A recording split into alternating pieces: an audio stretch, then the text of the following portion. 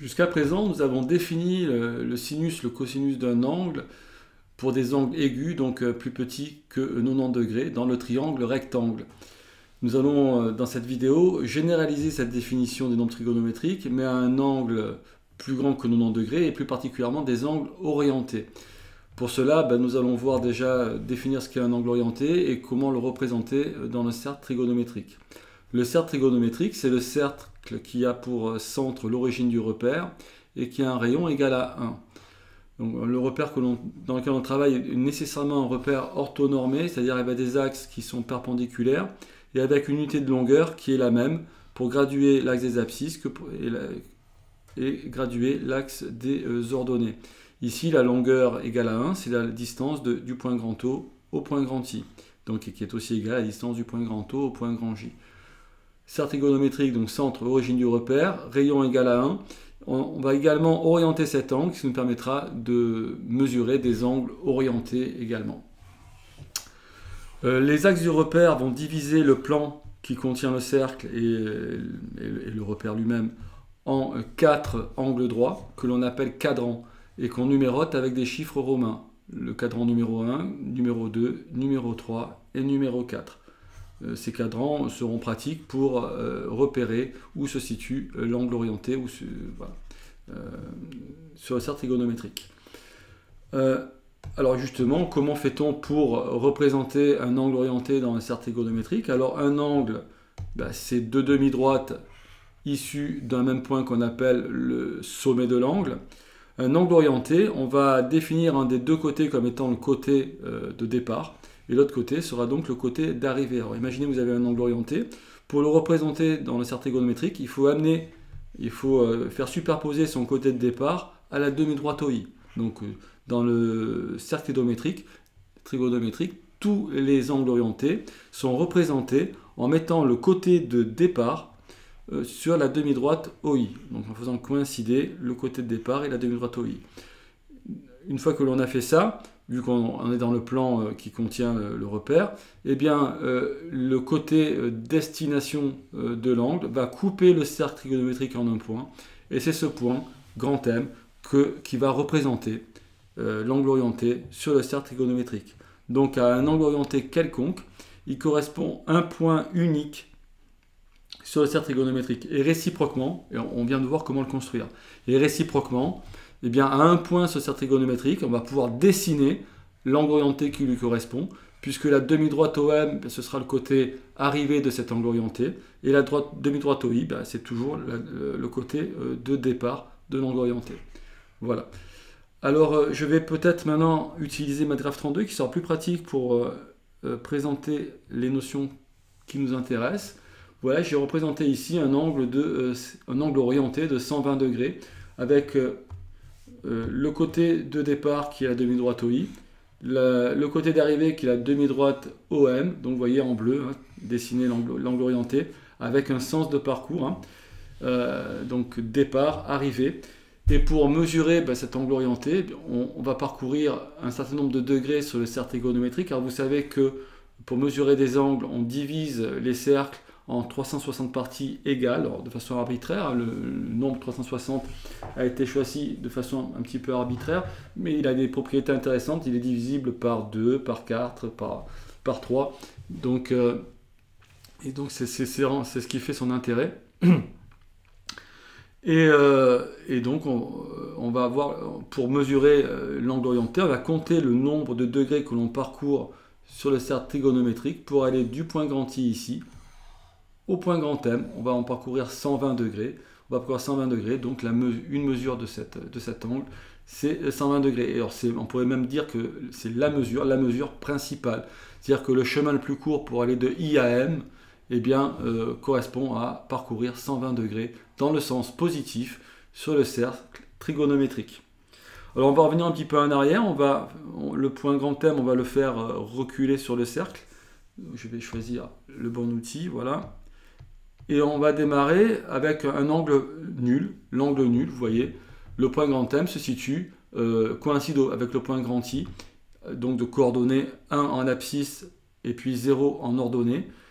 et c'est l'angle nul. Donc le côté de départ de l'angle coïncide avec le côté d'arrivée. On a l'angle nul.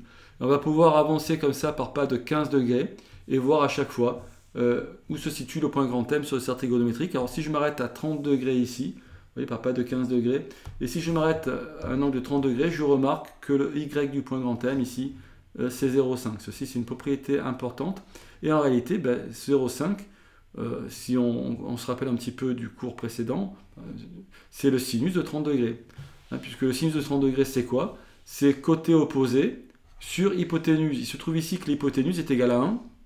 Donc le sinus de 30 degrés, c'est tout simplement la longueur du côté opposé. Et cette longueur du côté opposé, c'est le Y du point, donc l'ordonnée du point grand M. De même, le cosinus de 30 degrés, c'est adjacent sur hypoténuse, dans le triangle rectangle qui est ici, on est bien d'accord, je raisonne bien sur ce triangle rectangle ici. On a déjà vu les définitions des sinus, cosinus, tangentes dans le triangle rectangle.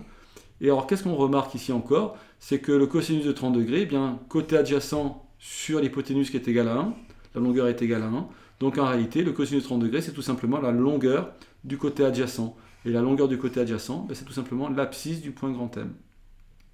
Et on va, de par cette remarque, cette observation, on va généraliser justement les définitions de cosinus et sinus et dire que le cosinus d'un angle orienté, c'est tout simplement l'abscisse du point grand M qui lui correspond sur le cercle trigonométrique.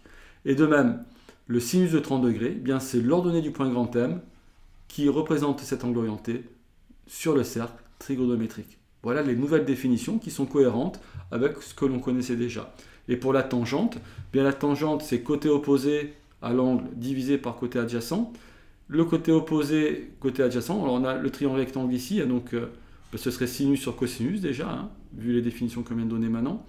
Et alors, en plus de ça, et ça c'est une propriété importante, tangente de 30 degrés, c'est sinus 30 degrés sur cosinus 30 degrés. Mais en plus de ça, vous remarquez que ce triangle rectangle, il est semblable au triangle rectangle OTI. Puisqu'on a un même angle ici, un angle droit, donc connaissant deux angles, le troisième est entièrement défini pour le triangle. Et on a donc deux triangles semblables, donc des côtés de longueur proportionnelle. Et l'opposé sur l'adjacent ici, c'est la même valeur que opposé sur adjacent dans le triangle OTI. C'est également ça. La tangente de 30 degrés, c'est aussi la distance de TAI divisée par la distance de OAI dans un triangle rectangle.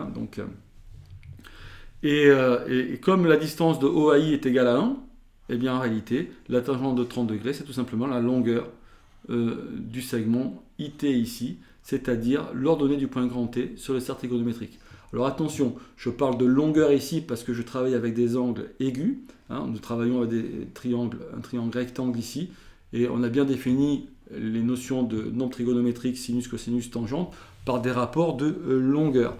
Alors on va maintenant voir ce qui se passe au niveau de la généralisation de cette définition à tout angle orienté. Alors les angles orientés qui sont dans le premier cadran, ça ne pose pas de problème puisqu'ils correspondent à des angles compris entre 0 et 90 degrés, des angles aigus.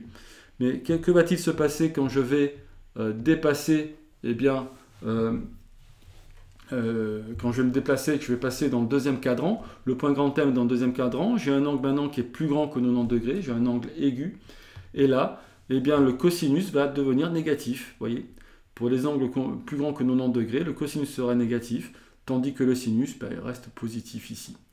Voilà. Donc, alors cette signification de cosinus positif ou négatif a une importance en physique. On comprend très bien pourquoi c'est le cas.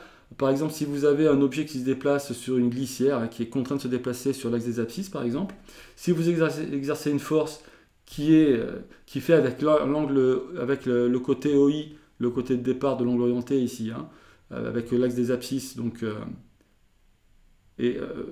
orienté, avec OI ici, le vecteur, on pourrait imaginer le vecteur OI ici, un vecteur force qui fait 105 degrés avec le vecteur OI, ce vecteur force va exercer une force qui a tendance à accélérer votre objet dans le sens opposé au sens positif pour mesurer les abscisses. Et donc, sens opposé, il est normal que son influence soit caractérisée par un nombre négatif.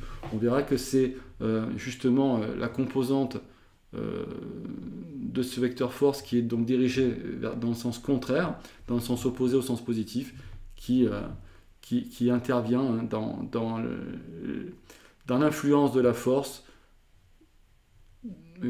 au niveau du mouvement de votre objet dans la glissière ici, donc contraint de se déplacer sur l'axe des abscisses. Votre objet est contraint de se déplacer sur l'axe des abscisses. On lui exerce une force comme ça, avec une composante donc en sens contraire, et bien son accélération va être négative, et donc il va avoir tendance à se déplacer, à vouloir se déplacer également dans le sens des x négatifs. Voilà, donc tout ça pour dire que c'est quelque chose de très important, ça va nous permettre de faire des projections orthogonales, en fait, ces cosinus, et de trouver les composantes des vecteurs. Et donc voilà, le fait qu'il y ait un signe moins ici, c'est tout à fait cohérent pour le cosinus. Donc maintenant, on va travailler avec des cosinus qui peuvent être négatifs. Donc ce n'est plus des rapports de longueur.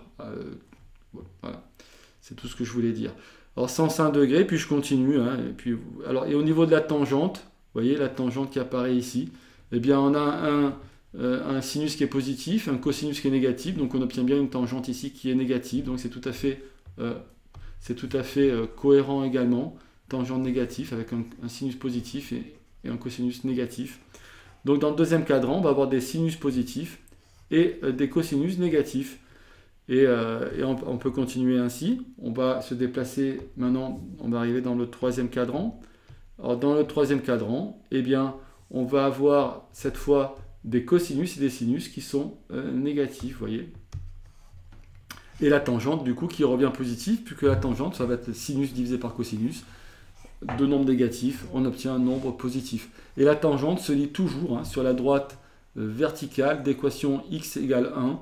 Et le point grand T ici, c'est l'intersection de cette droite avec la droite OM. D'accord? Et c'est là que je vais aller lire la tangente. Alors on retrouve ici le triangle rectangle, un triangle rectangle, donc par projection, on pourrait redéfinir les sinus et cosinus dans ce triangle rectangle, mais pour l'angle qui est ici, pour cet angle-là, en réalité, on le retrouve ici. Vous voyez? Et voilà. C'est juste... voilà. On verra dans une troisième vidéo comment, à partir d'un angle qui se situe dans le deuxième, troisième, quatrième cadran, comment on fait pour lui associer un angle dans le premier cadran et revenir aux définitions de sinus, cosinus, tangente que l'on connaît et donc aux valeurs que l'on connaît déjà. Voilà. Alors là, il y a quand même aussi un autre aspect qui est intéressant à remarquer dans cette configuration, c'est que MATCRAFT 32 me donne pour mesure de cet angle orienté moins 150 degrés, parce qu'effectivement, le chemin le plus court pour aller du point grand I qui correspond à l'angle 0 degré au point grand M, en se déplaçant sur le cercle trigonométrique, c'est de se déplacer dans le sens inverse du sens trigonométrique positif, et donc se déplacer dans le sens négatif. On va se déplacer de 150 degrés dans le sens négatif, donc la mesure principale de cet angle orienté, c'est moins 150 degrés. Vous voyez, de même, si on revient sur l'angle plat, bien l'angle plat, eh bien sa mesure c'est 180 degrés, mais je pourrais très bien prendre comme autre mesure de l'angle plat, eh bien le nombre de degrés que je parcours pour aller du point grand I au point grand M, c'est-à-dire 180 degrés dans le sens inverse, et ce serait moins 180 degrés. Moins 180 degrés est une autre mesure possible de l'angle plat, au même titre que 180 degrés, sauf que 180 degrés, c'est la mesure principale. Et donc les mesures principales des angles orientés, ce sont les nombres compris entre moins 180 degrés, donc les mesures comprises entre moins 180 degrés que je ne prends pas, puisque pour l'angle plat, sa mesure principale c'est 180 degrés, donc le moins 180 degrés, je ne le prends pas, de moins 180 degrés jusqu'à de moins 180 degrés ici jusqu'à 180 degrés. Et donc là, vous voyez, je parcours bien tous les points sur le cercle trigonométrique. Donc je parcours bien tous les angles orientés possibles. Mais attention, cet angle-là, eh bien, l'angle plat, sa mesure, ça n'est pas moins 180 degrés, c'est 180 degrés. Vous voyez, il y a quand même deux chemins identiques de même longueur pour aller du point grand I au point grand M, mais on va favoriser le chemin qui correspond à une mesure positive. Voilà, je vais continuer un petit peu à déplacer ce point grand M sur le cercle trigonométrique. Et voilà, et on va se placer maintenant au niveau du quatrième cadran. Et au niveau du quatrième cadran, vous voyez, vous avez cette fois un cosinus qui est positif et le sinus qui est négatif et votre tangente qui est toujours ici, et évidemment cette fois-ci sera négative. Voilà, donc retenez bien hein, les définitions des sinus, cosinus et tangentes maintenant. Eh bien, c'est tout simplement l'abscisse, l'ordonnée, ou l'ordonnée du point grand T ici. Voilà, donc abscisse et ordonnée du point qui représente l'angle orienté sur le cercle trigonométrique, ça me donne le sinus et le cosinus. Et pour la tangente, il faut aller chercher l'ordonnée du point qui est à l'intersection de la droite x égale 1 et de la droite OM, M étant le point, encore une fois, je rappelle, hyper important, l'unique point qui représente l'angle orienté sur le cercle trigonométrique.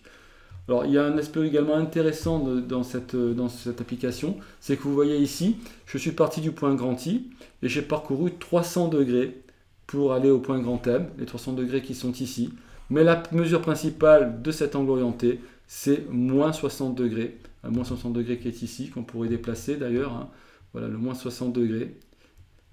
La mesure principale de cet angle orienté, c'est moins 60 degrés. Mais ça pourrait aussi, mais il y a d'autres mesures possibles hein, de cet angle orienté, par exemple 300 degrés. Je pourrais continuer, donc moins 60 degrés qui est là, hein, je pourrais continuer, faire un tour supplémentaire. Vous voyez ?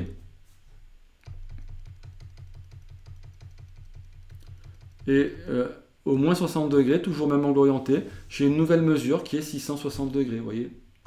Donc je peux ajouter autant de fois que je veux un tour de cercle pour obtenir d'autres mesures du même angle. Donc un angle orienté a une infinité de mesures.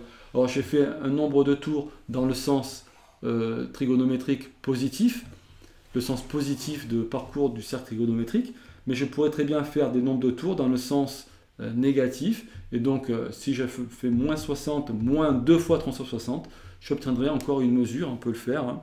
Donc imaginez maintenant, je vais déplacer le point grand M dans le sens inverse du sens trigonométrique, jusqu'à faire 2 tours de cercle, donc 2 tours de cercle, voilà, un premier tour, un deuxième un deuxième tour ici, et j'ai ici donc toujours l'angle de moins 30 degrés. Je ne sais plus, j'étais à moins 30 ou moins 60 d'ailleurs, mais j'étais à moins 30 degrés. Moins 30 degrés, toujours ce même angle, moins 30 degrés, même angle orienté, mais cette fois-ci vous voyez une autre mesure possible qui est moins 750 degrés, c'est-à-dire moins 30 degrés, moins 2 tours de cercle.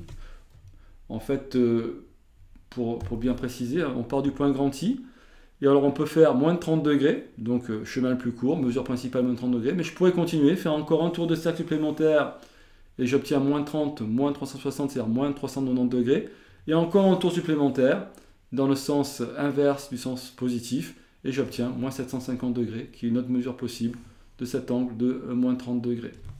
Voilà. Eh bien, je vous remercie de votre attention.